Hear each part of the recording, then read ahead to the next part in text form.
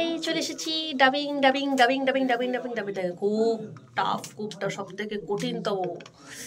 শুটিংয়ে এত প্রবলেম হয় না, এত কষ্ট হয় না, ডাবিংয়ে যতটা কষ্ট হয় এই যে দেখতেই পাচ্ছ চলছে। তার সাথে আমাদের এখানে ডাবিংও চলছে। ঘেমে গলদঘাম হয়ে গেছি, দেখতেই পাচ্ছ। নতুন করে বলার কিছু নেই, আপনারা দেখবেন 2025-এ নতুন আসছে বৌদির প্রেমে Romeo, director by max Sadhan Sarkar.